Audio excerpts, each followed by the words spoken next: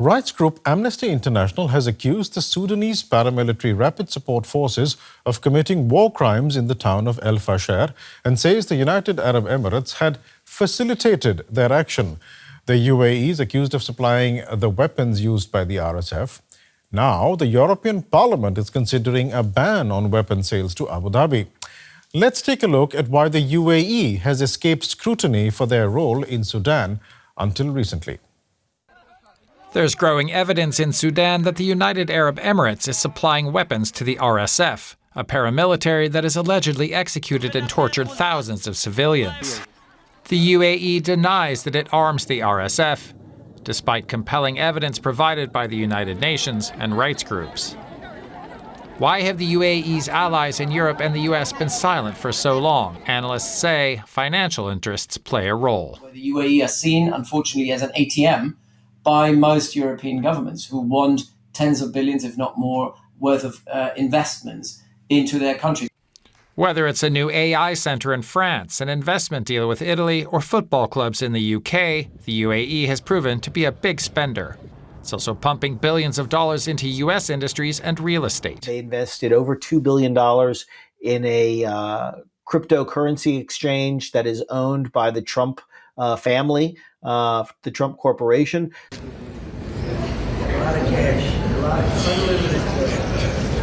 They've actually committed to investing over $1 trillion in the U.S. economy over the next 10 years, which is a staggering number. Then there's the profit coming from arms sales. Washington sells a great deal of weapons and other advanced weapon systems to the UAE. Major arms deals were already being made during the Biden administration, and Trump has further approved a $1.6 billion sale to the UAE earlier this year. A lot of the UAE's weapons also come from Europe. The UAE is a very big spender, particularly in France. A deal signed in 2021 where the UAE ordered 80 fighter jets from France was France's largest ever weapons contract for export. The money that they invest, which are tens of billions of dollars, is a very, very important influx of investment in this part of European industry and secures jobs. Investigations by journalists and rights groups suggest that some weapons or parts manufactured by the UK and France ended up in the hands of RSF fighters via the UAE. And even though there's a UN arms embargo on Sudan, there's none on the UAE. The UAE is a very, very important buyer of Western arms, and beggars can't be choosers. So, if you want these investments from the UAE, you need to kind of keep the UAE on side. Then there's the issue of energy security. Not only is the UAE one of the world's biggest oil exporters, with leverage over the oil markets, it's also investing billions in developing renewable energy. It's launched trade talks with the EU this year and aims to export green hydrogen. Energy interdependence between Europe and the Gulf is deepening, especially as Europe is kind of pivoting away from Russia.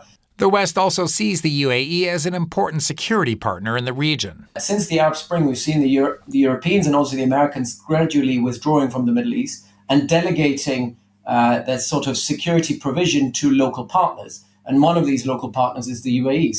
In 2024, the U.S. designated the UAE as a major defense partner, the only country with such recognition after India. This year, the U.S. has sold defense weapons to the UAE worth billions of dollars. The UAE hosts Jebel Ali Port in Dubai, which is the U.S. Navy's largest port of call in the Middle East. Washington has been, very vocal in their praise of the UAE and the alignment of U.S. national security interests with the UAE. Those ties could make any peacemaking efforts by President Trump and the UAE's Western allies more complicated, and could make stemming the flow of weapons to the RSF more difficult. All right, let's get more from Marit. She's a member of the European Parliament in the Progressive Alliance of Socialists and Democrats, and she's also served as a member of the delegation to the Africa-EU Parliamentary Assembly. Welcome, Ms. Maij. Thank you for making the time. You have said before that action needs to be taken against, quote, those that support the ones that commit atrocities, unquote, in Sudan. Does that mean action needs to be taken against the UAE? Yeah, I think we have to look at the situation in the Sudan. And first and foremost, I think it's really important that we see the atrocities that are taking place there, that the humanitarian situation is really, really bad for people living in the Sudan.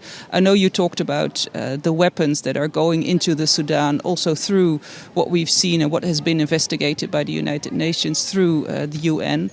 But I think at the same time, it's also important to underline that the severe weapons of war that are being used in Sudan are also rape against women, are also hunger as a weapon of war. And all of this is also fueled by those that support the RSF.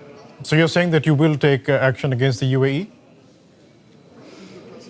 We are preparing a resolution in the European Parliament right now, and in that resolution we underline that we need to make sure that there is humanitarian assistance to the population of Sudan, but we also need to make sure that those that are fueling the war, which we have seen, which has been investigated, is also the UAE, need to be there in that resolution, and it needs to stop.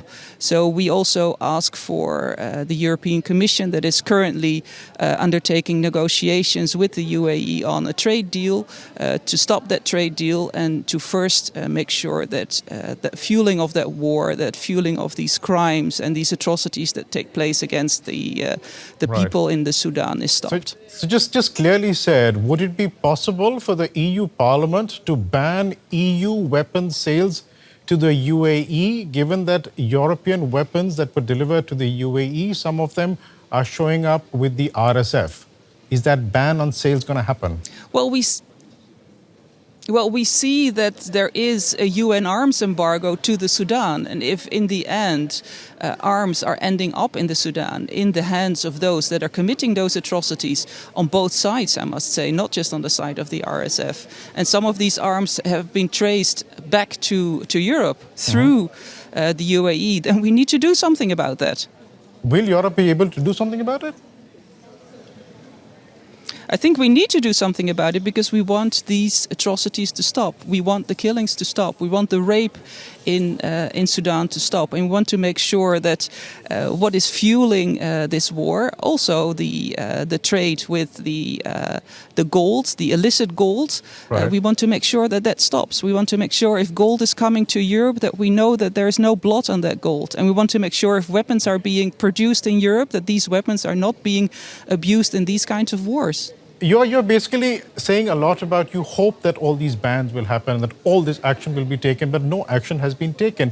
Let's look at a European ally, the United States. Back in 2023 itself, it had sanctioned an individual, the second in command of the RSF.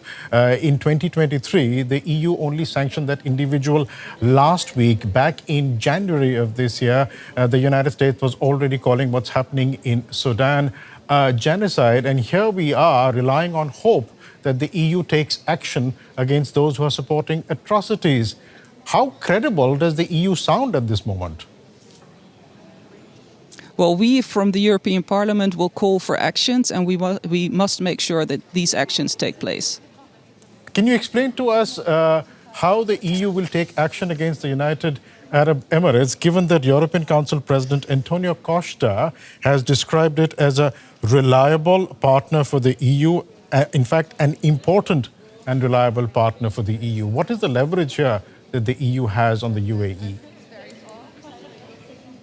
I think if we look at what is taking place right now in the Sudan from the European Parliament, we will call for this action, and we want to make sure that what you have described as the arms trade that is taking place, but also the illicit gold trade that is taking place, the illicit financial flows that are taking place, that these stop. And this means that in our resolution, we will call for a stop on right now the negotiations that take place between the European Union and the EU on trade, to make sure that we only trade with partners that are reliable and that also comply with, for example, a UN arms embargo to the Sudan.